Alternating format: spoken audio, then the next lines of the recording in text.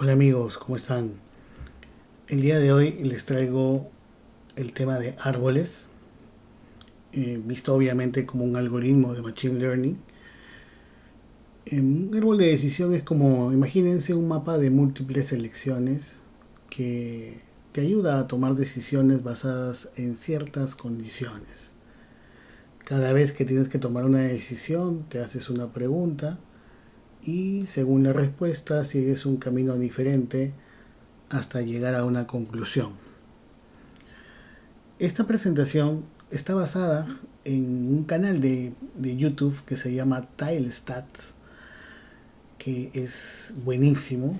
Les voy a dejar el enlace en la descripción del video para que lo visiten. Es muy bueno, pertenece a un investigador que se llama Andreas Tilevic y que para mí es de los mejores explicando este tipo de temas en internet.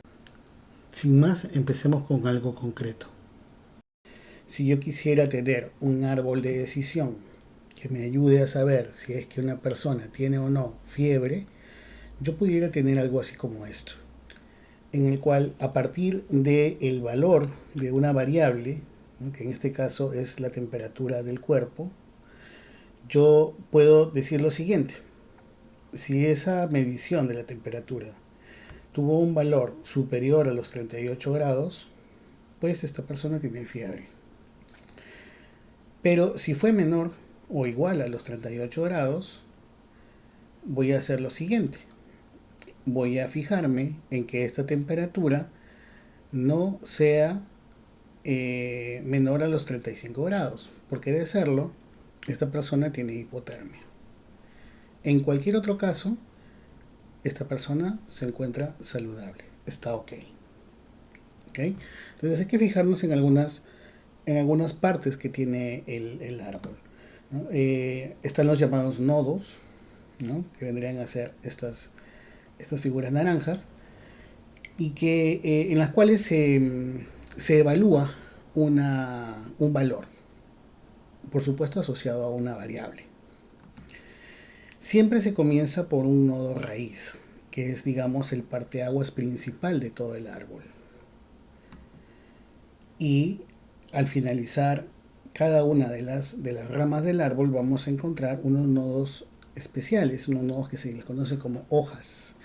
Y estas hojas son los nodos que contienen las decisiones, es decir, donde el árbol me va a decir qué cosa es el resultado. Si está clasificando, me dirá qué clase es la que estoy buscando. Y en el gráfico también existen estas flechitas que se conocen como ramas o branches. Si yo quisiera un árbol un poquito más complicado, podría tener un árbol, por ejemplo, para determinar si se aplica o no una biopsia en el caso de sospecha de un cáncer. Fijémonos en lo siguiente. Nuestro nodo raíz, en este caso, es la edad. Se trata de cáncer prostático y entonces se divide a la población entre hombres de 50 a 60 años y mayores de 60 años.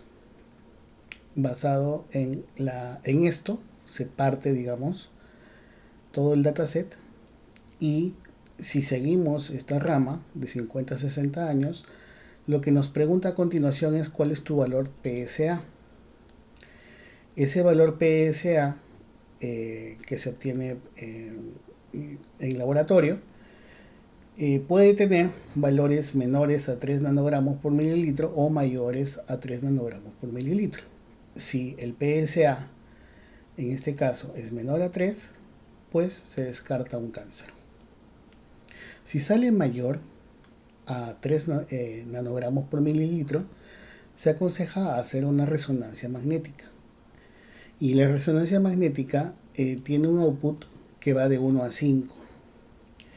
Si ese valor de la resonancia magnética en este dataset en particular es menor a 3, pues se descarta el cáncer. Pero si es mayor o igual a 3, la respuesta es sí, hazte una biopsia. ¿Ok? Muy parecido sucede por la rama de los mayores de 60. La única diferencia es que el corte de PSA está un poquito más alto, que el PSA se acumula año a año en los hombres. Entonces aquí el corte es 4 nanogramos por mililitro. Si es menor a 4, descartado. Y si es mayor, vamos a la resonancia. Nuevamente, si la resonancia salió menos que 3, no, y se descarta. Y si salió mayor o igual que 3, pues hay una probabilidad de que tengas, así que deberías hacerte una biopsia. Ahora, ¿cómo se construye un árbol de decisión? Obviamente en un dataset nosotros vamos a tener muchas columnas, cada una de ellas aportando en mayor o menor medida a encontrar, digamos, en este caso la clasificación, porque se trata de saber si es que un paciente tiene o no cáncer prostático. Entonces, supongamos que tenemos 9 pacientes, que son las 9 figuritas que están ahí al frente. Aquellos que son sanos, que tienen el color verde, están a la izquierda y dentro de la figura está el resultado de la prueba PSA, ¿no? Ahí tenemos uno con 2.2, 2.5, 2.7 y 3.5. Y en el lado de la derecha tenemos aquellos que sí tienen cáncer y los valores de las pruebas cuando se las sacaron. Digamos que yo hago lo siguiente, pongo todos estos pacientes con sus respectivos PSA ordenados en un eje. Acuérdense que estamos hablando solamente de una feature, de una columna, ¿no? Y yo quiero dividir esto de la mejor forma para poder contribuir a la selección o a la predicción de la clase, que en este caso es, ¿tiene cáncer o no tiene cáncer? ¿Dónde establezco ese límite? ¿Será aquí? ¿No? 2.7 más 3.1 entre 2, 2.9, es decir, justo la mitad. ¿Será allí? ¿O será allí? ¿O será allí? ¿No? ¿Cómo sé dónde establecer ese primer corte, ¿no? ese parteaguas? Para ello existen diferentes algoritmos y diferentes formas de hacerlo. Una métrica que permite establecer qué división es mejor cuando se toman las diferentes medidas en diferentes divisiones es el índice de Gini. El índice de Gini, lo que hay que acordarse siempre es que mide impureza. Y tú no quieres impureza, tú quieres pureza en cada una de las ramas de tu árbol. Mientras más alto está el Gini, ¿no?, comparado con otros, tú siempre prefieres el que tiene menor valor Gini. ¿Cómo se mide el Gini? La fórmula matemática está allí, pero no es otra cosa que la proporción de aquellos, de las dos categorías que en este caso estamos intentando encontrar, que es personas con cáncer, personas no con cáncer, versus el total que quedaron al momento de dividirlo. Vamos a verlo poco a poco. Supongamos que quiero calcular el índice Gini para esa posición, entre 2.5 y 2.7, que vendría a ser 2.6. Si separo las muestras en dos grupos a partir de ese valor, yo tengo a la izquierda dos de mis muestras, que son justamente personas que no tienen cáncer, y luego tengo 7 otras que están a la derecha, donde tengo de ambos grupos, personas sin cáncer y personas con cáncer. El tema es de que a estos de la izquierda yo los he considerado, o mejor dicho, mi partición los va a considerar como personas sanas, y a todas estas las va a considerar como personas enfermas. Entonces ya te irás dando cuenta de que hay un problema con la división y los elementos que quedan a la derecha. Recordemos entonces, verde es sano, y rojo es con cáncer.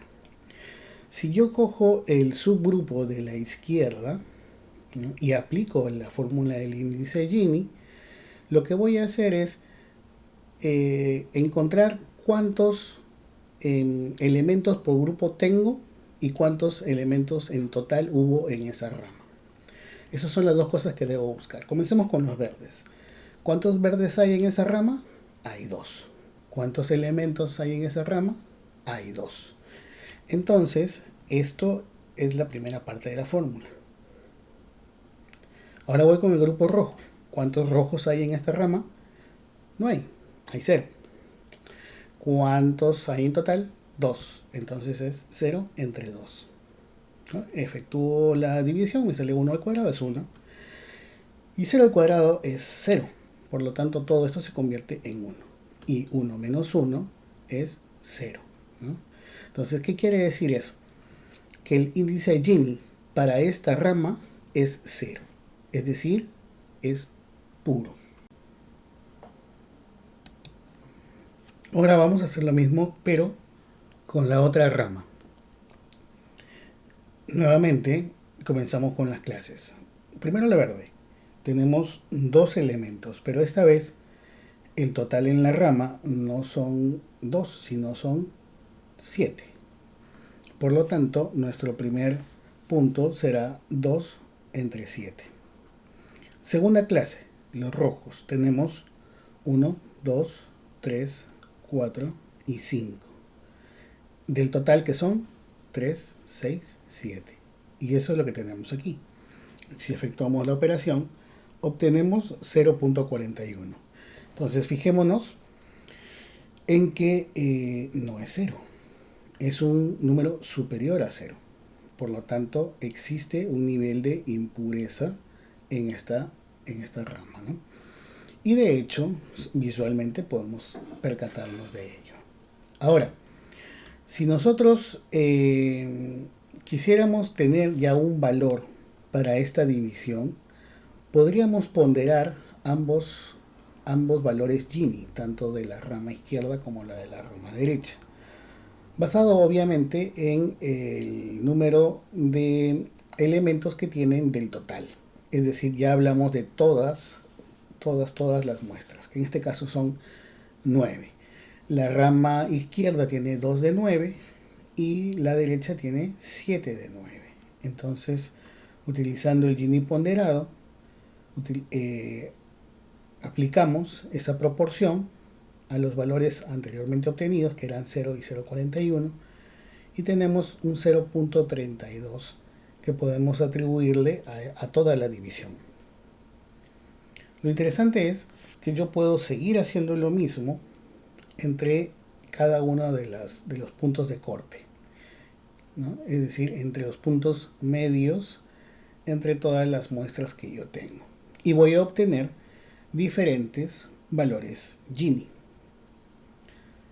Del gráfico que estamos viendo, se entiende entonces que el mejor de todos los cortes se encuentra justamente entre 3.5 y 4.0, pues tiene el valor Gini 0.18, es decir, tiene la menor cantidad de impureza. ¿Okay? Entonces podemos tomarlo para iniciar el árbol. ¿Listo? Entonces yo pudiera tener ese valor de corte y pudiera seguir a partir de otras características feature de columnas haciendo las subsiguientes divisiones. Si yo me preguntara entonces, pero ¿por qué PSA primero y no MRI primero? ¿Okay? La respuesta es, tengo que hacer el mismo ejercicio que he hecho con PSA con MRI y comparar los valores de Gini para los cortes. Siempre tengo que elegir el menor y el menor es lo que finalmente va a prevalecer. Un poco hablando de métricas, las métricas nos permiten saber si es que nuestro modelo está performando bien o está performando mal. Existen decenas de métricas, pero no todas las métricas se pueden aplicar a los mismos casos.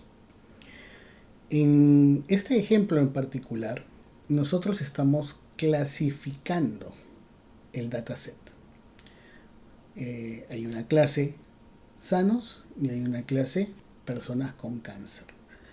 Esa clasificación eh, es posible de medir su performance utilizando varias métricas y también varias estrategias. Una quizás la más simple y una de las más difundidas es la exactitud o accuracy. La exactitud lo que mide es de todo el dataset cuántas veces atiné en la clasificación.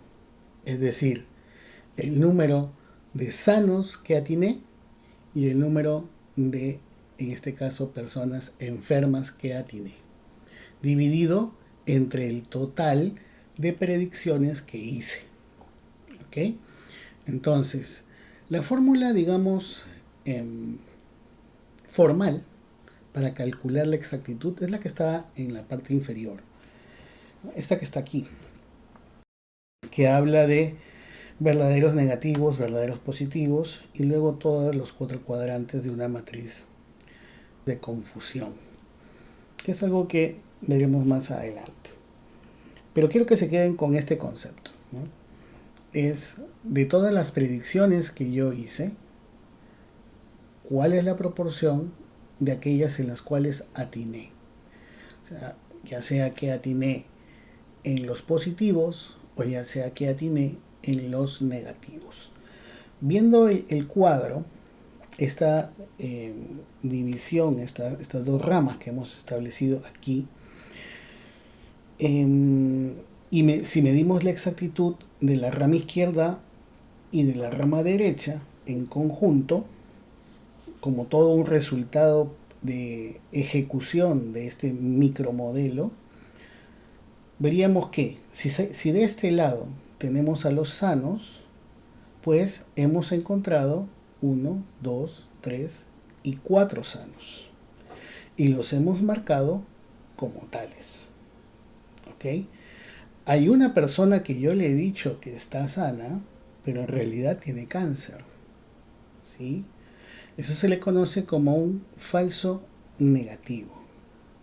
Y quizás sea de lo más peligroso que pueda pasar en una situación de catalogación como esta, ¿no? De que te digan que estás bien, pero en realidad tienes la enfermedad. Y del otro lado, puedo percatarme que eh, de las cuatro personas que yo he identificado como personas que tienen cáncer, las 4 se encuentran justo en mi conjunto de personas con cáncer. ¿Ok? Entonces sería los 4 sanos que pude descubrir, más los 4 enfermos que pude descubrir, son 8 entre el total de predicciones que son 9. Hago la división y obtengo un 89% de exactitud. Ahora, uno de los problemas de los cuales sufren mucho los árboles es que si yo lo dejo desarrollar al árbol y dejo que éste siga generando ramas, en algún momento va a converger y va a aprender todo el dataset, llevando efectivamente la exactitud al 100%. Y eso es algo peligroso porque pudiera de pronto yo ver esa métrica y decir, wow, mi modelo es espectacular, tiene un 100% de exactitud. Sin embargo, cuando a este modelo se le pone al frente nuevos elementos o nuevos pacientes en este caso, su capacidad de predicción va a ser muy pobre. ¿Okay? Les aseguro que para nada va a demostrar ese 100% que demostró con la data de entrenamiento. Entonces, una de las cosas más comunes es limitar que ese árbol crezca y crezca y crezca indefinidamente, ¿no? Y una técnica para poder limitar eso se llama el pruning, ¿no? Que sería como podar el árbol. Y básicamente tiene un par de excepciones. Una es poner, digamos, una condición para que el árbol siga dividiéndose en más ramas, ¿no? Que es si es que en un nodo determinado no existe un mínimo de elementos, como por ejemplo en este caso no existe un mínimo de 6 elementos, ese nodo ya no explota en más ramas. ¿Mm? Esa es una forma. Y la otra es delimitando la profundidad del árbol. Es decir, si lo vemos por niveles, si tenemos al nodo raíz en un primer nivel, a los siguientes en un segundo y así sucesivamente, esa profundidad también puede ser limitada. Y también que el modelo aprenda de una manera distinta y que tenga otro tipo de performance.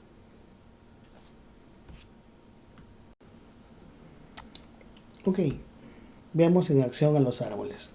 He cargado un dataset que se llama diabetes y que tiene una serie de mediciones que se han hecho a unos pacientes que tienen y no tienen la enfermedad. La idea es utilizar un árbol de decisión que nos permita clasificar, basado en estas columnas, si es que se trata o no de un paciente que tiene diabetes. Entonces, vamos conociendo primero que nada el dataset. Por ejemplo, vamos viendo cuántas filas tenemos. Tenemos 768 filas en 9 columnas. Podemos ver el tipo de columnas que tenemos. Nos damos cuenta de que son todas numéricas, que aparentemente no tenemos nulos. Quizás en algún momento veamos un EDA de este caso, porque hay algunas cosas interesantes que hay que hacer en transformaciones, pero lo vamos a tomar tal cual para poder entrenar un árbol. ¿Okay? Entonces, yo lo que voy a hacer es en este momento separar al X del target. Separar X y Y. Entonces a X, utilizando iloc, va a ser todas las filas hasta la penúltima. Y Y va a ser todas las filas y solamente la última. Entonces nos quedamos con X 768 filas y 8 columnas y Y 768 filas y nada más. Muy bien, entonces lo que voy a hacer ahora es llamar o importar a las clases que voy a necesitar para poder hacer efectivo el árbol. Entonces vamos a primero utilizar de scikit-learn de su módulo Model Selection una función muy conocida que me permite dividir la data en data de entrenamiento y data de pruebas. Se llama train test split. Luego del módulo tree voy a importar el decision tree classifier y finalmente unas métricas. Muy bien, comencemos entonces dividiendo la data en entrenamiento y prueba. ¿no? Entonces tengo mi X de entrenamiento, tengo mi X de prueba, mi Y de entrenamiento y mi Y de prueba. Y esto de dónde lo voy a conseguir, aplicando mi función trainTestSplit, pasándole X y diciéndole que voy a utilizar un 30% de la data para hacer pruebas. Bien, ya tengo dividida la data. Lo que tengo que hacer es instanciar mi clasificador. Entonces mi clasificador en esta oportunidad va a ser un Decision Tree Classifier. Voy a instanciarlo tal cual, con los parámetros que viene por defecto. No voy a tunear en absoluto el modelo porque justamente quiero demostrarles algo. Tal cual, sin ningún parámetro. Lo que voy a hacer ahora es entrenarlo.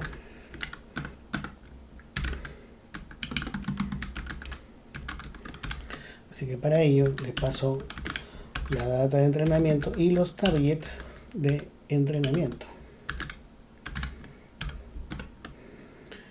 Muy bien. Hagamos predicciones entonces.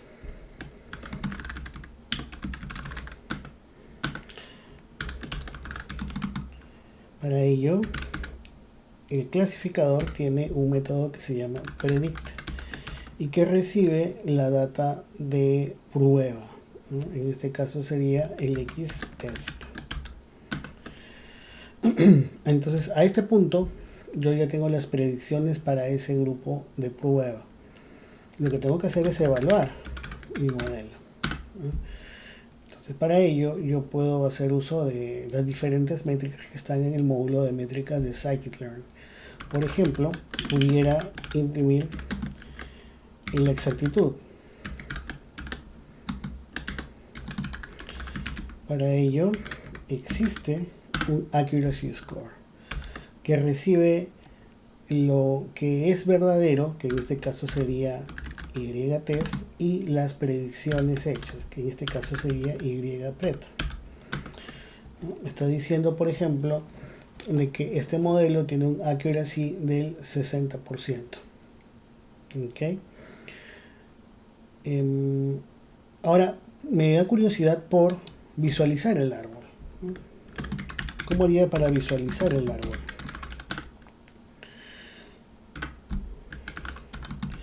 Para ello, scikit-learn tiene esta función que se llama tree y que te permite exportar como texto un árbol. Entonces aquí tenemos representados como texto cada una de las ramificaciones del árbol. Si ustedes se dan cuenta,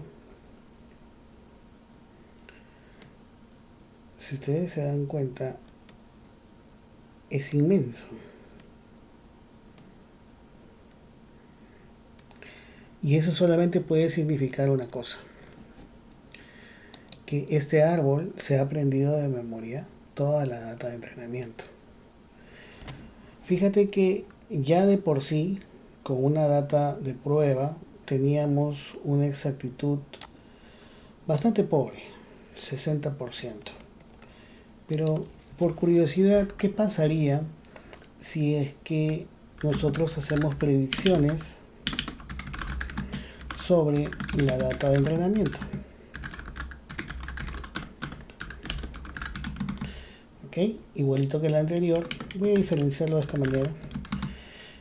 Le voy a decir al clasificador que haga las predicciones, pero con la data con la que fue entrenado. ¿Ok? Vamos a ver cuál es el accuracy score en esta oportunidad, basado en la data con la cual aprendió. Y, oh sorpresa, nos damos cuenta de que el accuracy, la exactitud, es del 100%.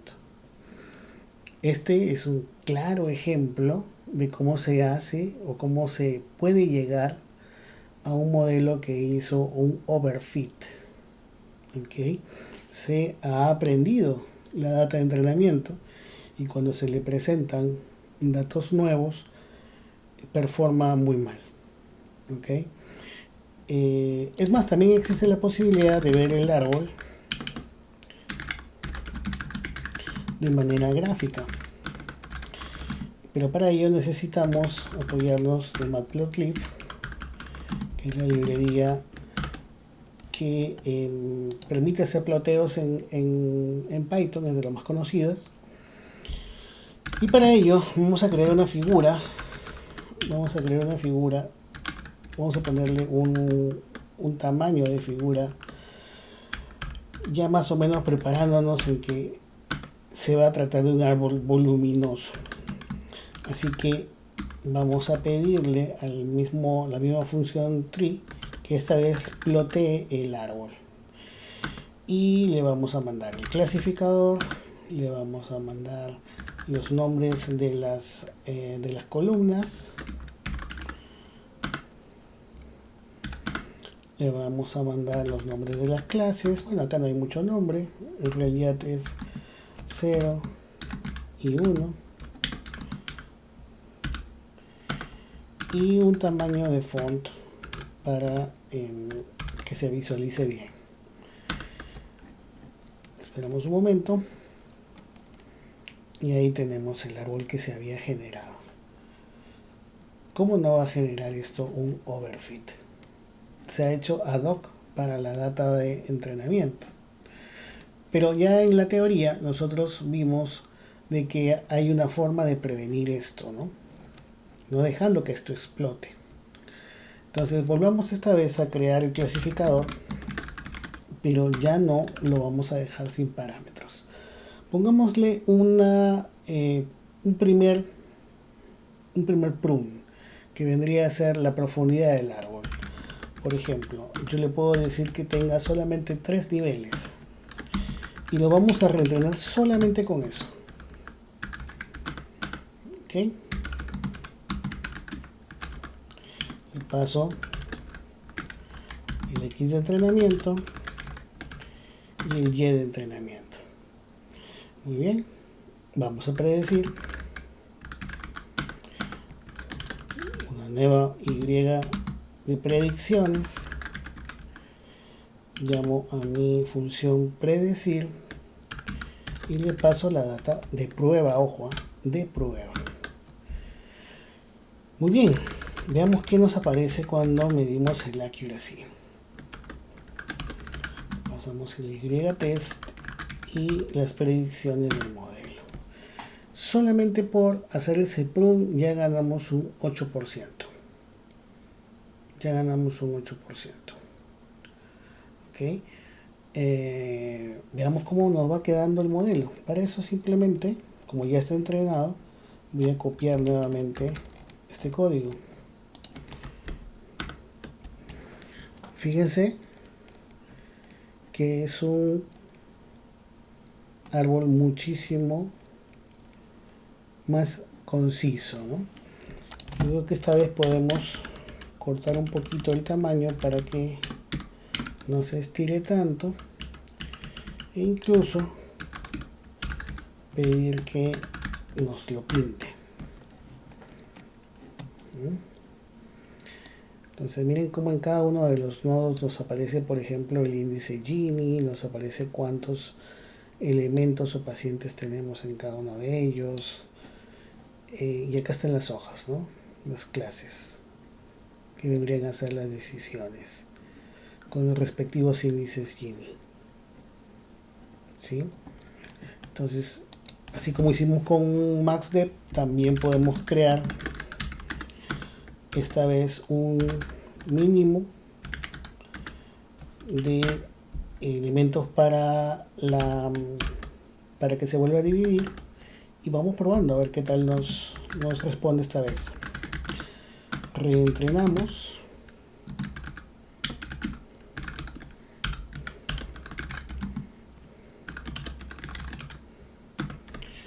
Bien, predecimos.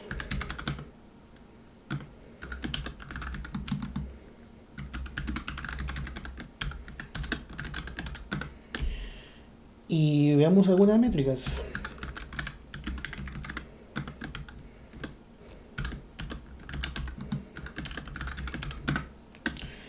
Por ejemplo aquí, con respecto al árbol que no tenía ningún tipo de configuración, hemos ganado un 6%, quedando así demostrada que el pruning dentro de los árboles tiene un efecto en su performance. Que quedaría, obviamente, probar, tunear el modelo de tal manera de que podamos alcanzar mejores niveles de performance. Muchas gracias.